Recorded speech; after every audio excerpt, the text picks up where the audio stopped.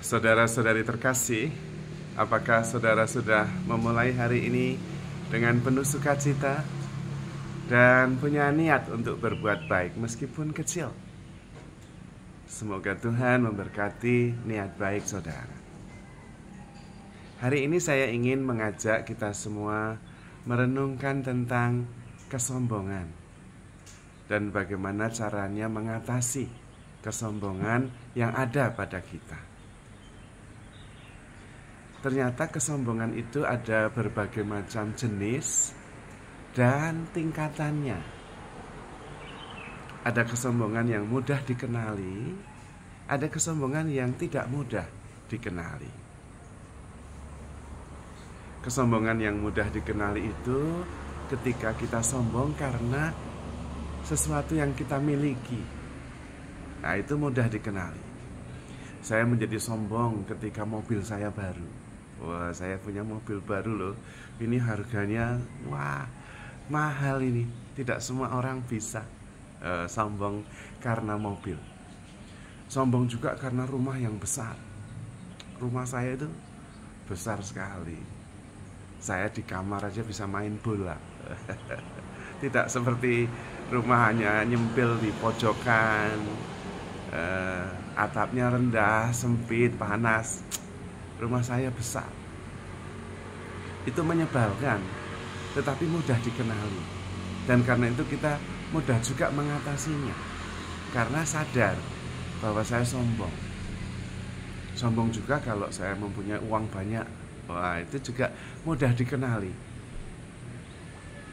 Namun ada kesombongan yang lebih sulit untuk dikenali, yaitu kesombongan yang lebih halus.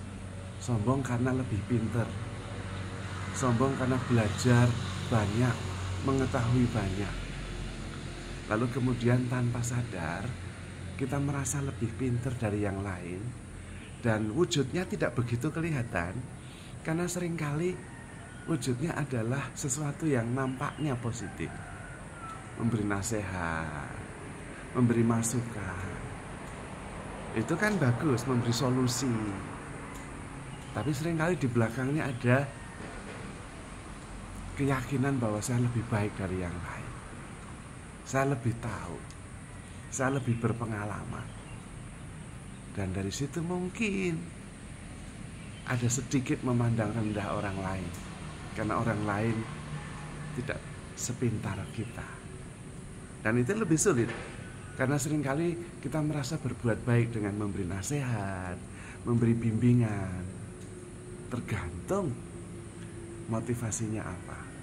Nah, di sini tidak semudah kalau kita itu mengenali kesombongan karena apa yang kita miliki. Tapi ada yang paling sulit mengenali kesombongan yang justru di bidang rohani. Sombong secara rohani itu seringkali tidak kelihatan, sulit untuk dikenali.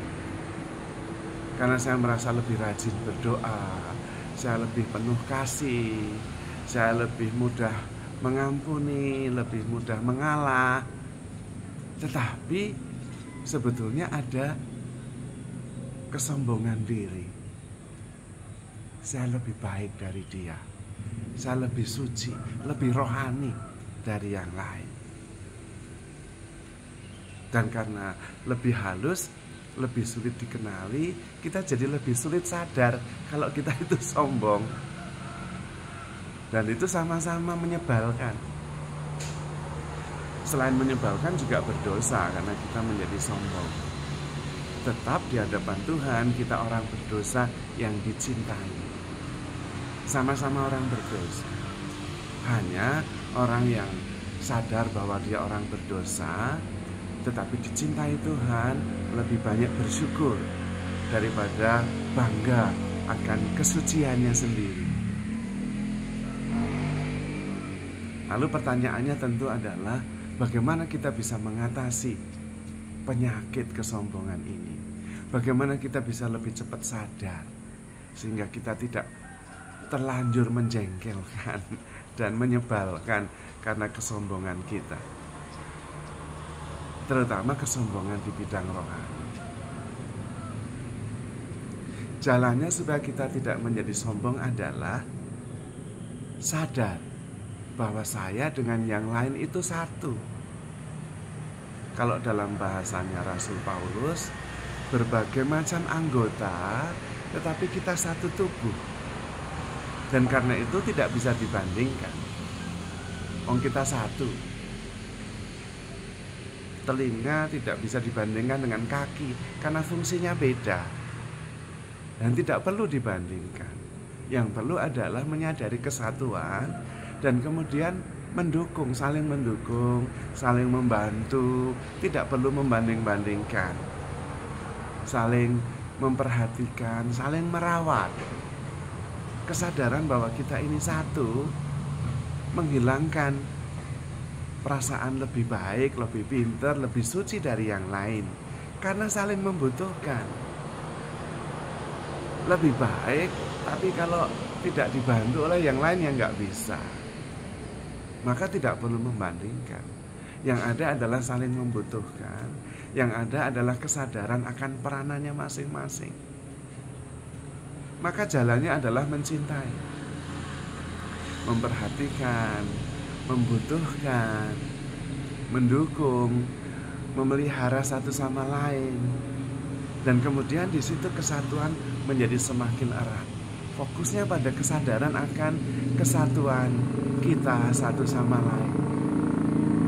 Karena itu Tuhan Yesus pada akhir hidupnya dalam Yohanes 17 dan selanjutnya banyak berdoa supaya kita semua menjadi satu. Kesatuan adalah tanda bahwa kita itu murid Kristus, bahwa kita itu hidup di dalam kasih. Mencintai itu berarti menyatukan diri dengan yang lain, melepaskan ego dan menjadi satu dengan yang lain, saling membutuhkan, saling memperhatikan, saling memelihara. Dan di situ kemudian tidak ada lagi perbandingan dan kemudian tidak ada lagi kesombongan. Yang ada adalah tumbuh bersama, saling mendukung, saling membutuhkan. Hendaklah kalian semua menjadi satu, seperti aku dan Bapa adalah satu.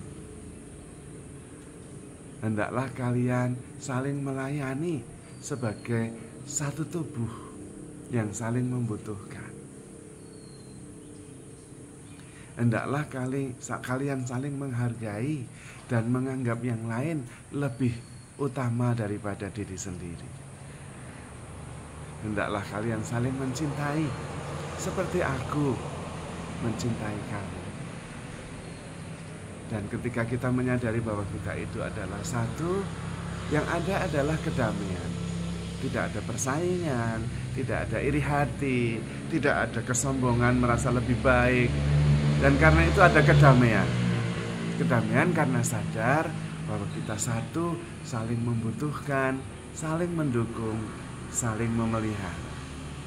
Terutama karena kita begitu dikasihi oleh Tuhan. Kita adalah orang berdosa, sama-sama orang berdosa, tetapi begitu dicintai oleh Tuhan.